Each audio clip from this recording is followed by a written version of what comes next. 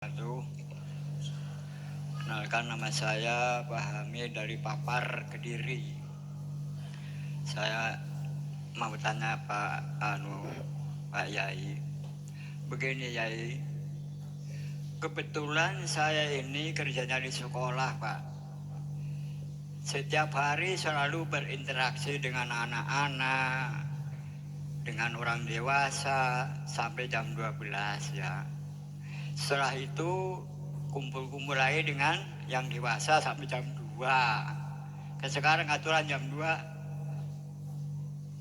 sampai jam 2 selesai. Setelah itu pulang ya.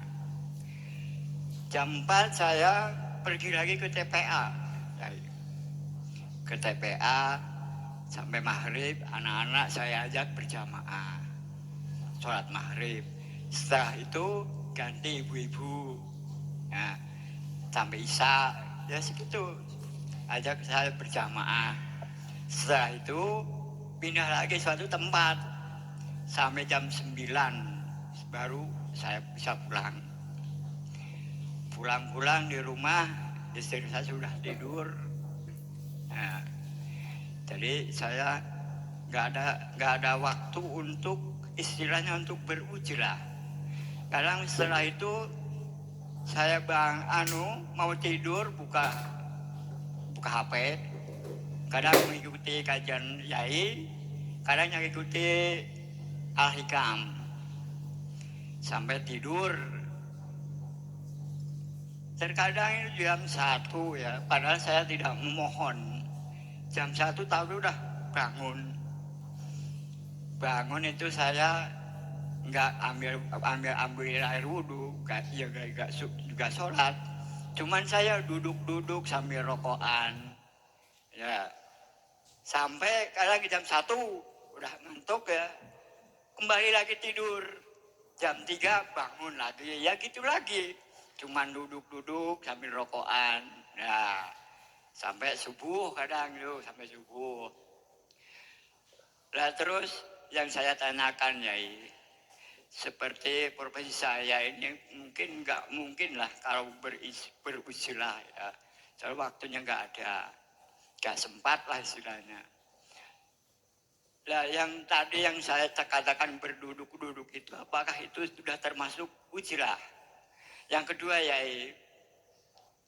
ada salah satu teman bertanya, Pak Hamid, kenapa tanya? Aku repet teko apa? Tentang sholatnya. Nah, sholat sunu kae nyembah Gusti Allah ora. Sampeyan aku roh sampeyan iki semelo torekot ngono. Sing sak temene sholat ki piye? Kulo nggih bingung jawab piye, tak jawab. Saranku bukan mudong. Lah kula jawab ngene lho jenenge sholat iku eling nang Gusti Allah. Kula jawab ngoten. Ajeng kula jerone kok empane kok sombong ngoten. Pun sang mboten mawon saking kula wawuh hafik ila matorik.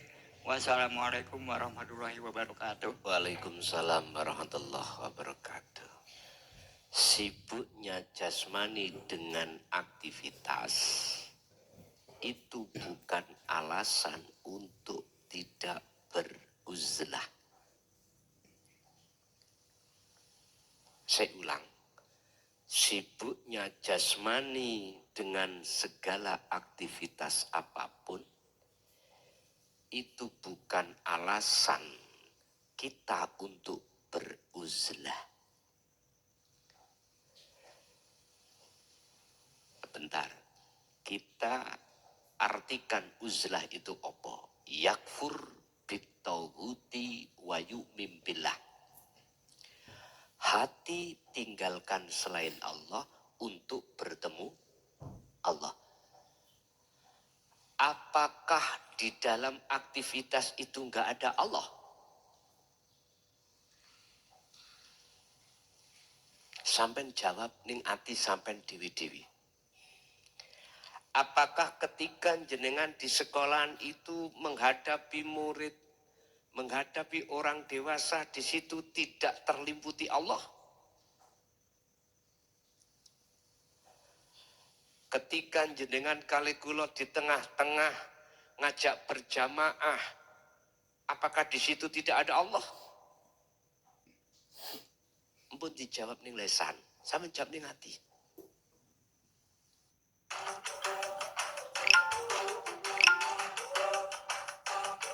Lesan, saya menjawab ning hati. Inilah mengapa ada istilah topo nggon rame. Sekalipun jasmania kita berurai dengan aktivitas, tapi bukan berarti hati itu meninggalkan terhadap hidup di situ. Bahasa uzlah ini hanya dilakukan oleh nyun sewu Pak. Ini adalah kebiasaan yang dilakukan oleh para kekasih-kekasih Allah saja. Dan inilah yang dikatakan Allah di dalam surah Al-Hijr ayat 40. Iblis ngomong ngeten Pak. Ya Allah, semua mulai dari Nabi Adam sampai anak putunya Adam, itu akan kami jerumuskan di jalanku supaya lalai denganmu. Tapi illa ibadaka minhumul mukhlasin. Kecuali satu yang tidak bisa kujerumuskan, itulah di antara hambamu yang kau pilih. Siapa yang dipilih?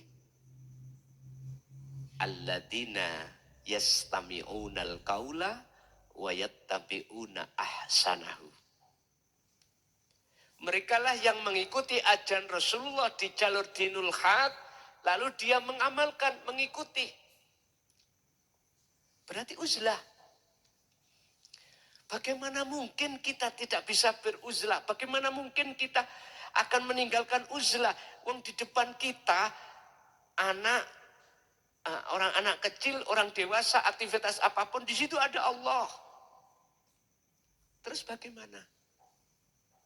Inilah Pak, pentingnya fungsinya sirul asror yang harus sampai bawa. Fa'aina ma kunta. Ittaqullah fa'aina ma kunta. Kata Rasul, dimanapun kau berada, kau harus bertakwa. Nah inilah maksudnya.